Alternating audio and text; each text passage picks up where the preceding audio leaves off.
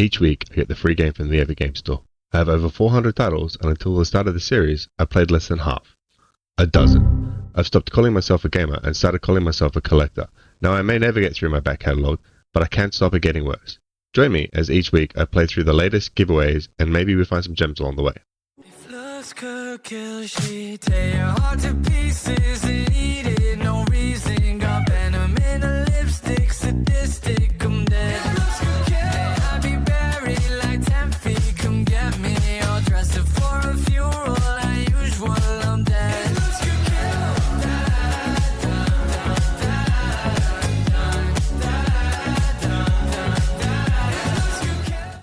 This week's first game was Calico. On the surface, Calico is a cozy, day-in-the-life community simulation game where you are tasked with restoring the local cat cafe after your auntie retired and dumped the keys in your hands like some kind of inheritance punishment.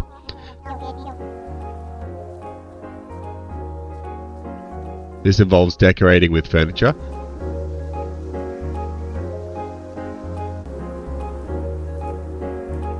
collecting local wildlife,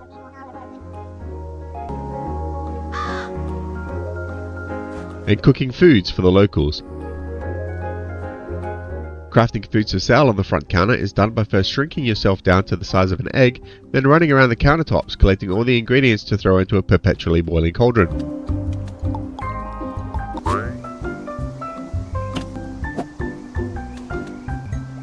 Quick mix with a merry-go-round.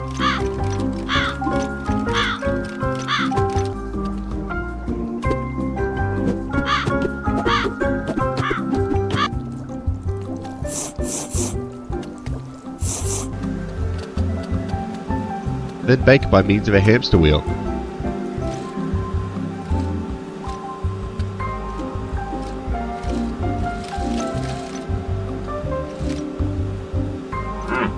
Aerial bombardment of cake decorations, pogoing on a cookie cutter, and kneading dough by scratching a cat's back.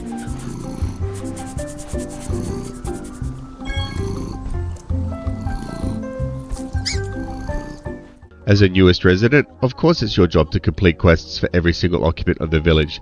This includes, but is certainly not limited to, obtaining a heat lamp for the owl carer, because she couldn't possibly leave the baby owls with the state of the current heat lamp,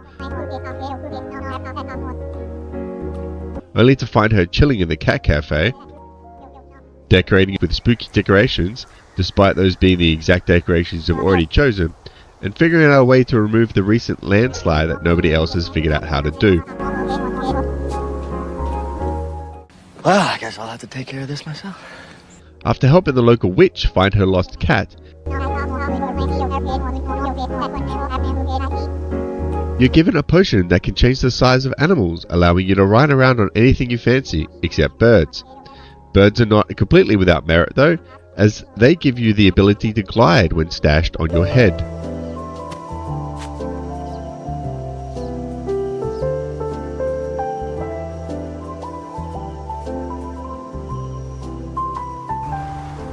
It would be really easy for me to hate this game. This game was not built for someone like me. I got the icks from the moment I opened it up. But this game does not take itself seriously, and for that I give it a point. Its charm and its absurd creative mechanics earn it another point each, and the rest is just cute fluff, leaving Calico with a 3 out of 10.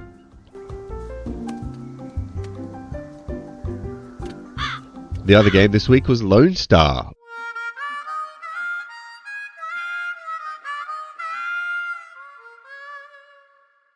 Lonestar is a strategic roguelike spaceship deck builder with emphasis on strategic and emphasis removed on deck builder.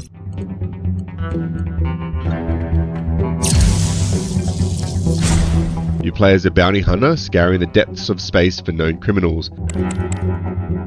Battle consists of drawing energy from your deck and placing it on open energy slots of the attack or support units on your ship. These units are collected throughout the game via a number of different ways. Occasionally you are given the option to choose a unit as a spoil of war.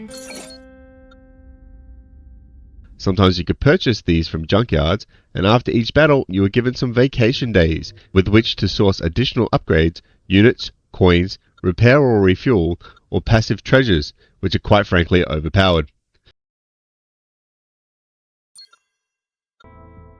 Combat itself consists of powering up 3 different channels of lasers to counter the incoming enemy lasers. The enemy always selects their attacks first, so there's no guesswork involved. Exceeding the total enemy attack power on a channel allows any excess damage to directly hit the hull, and after winning enough of these, the opponent will be paralyzed for 1 turn. This game has the potential for huge synergies. For example, without going into too much detail, this setup here allowed me to dump 2 weak energies to generate a single 7-point energy, which was immediately upgraded to an 8-point energy that I could increase again to a 9-point energy and then duplicate 3 times, giving me 36 points of damage from just 2 low value cards. This felt delightfully satisfying on every turn. This game scratches an itch for tactical warfare that I didn't know I had.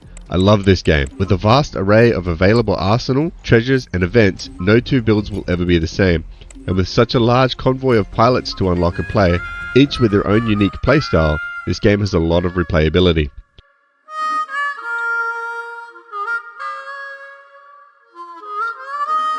My only gripe is that some unit designs can feel a bit plain once you've seen a few dozen, but that's nitpicking in a very fun galaxy.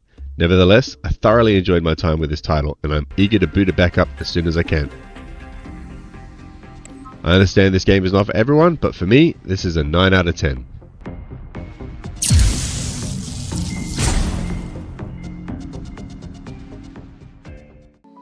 Thanks for watching. If you like this video, please like this video.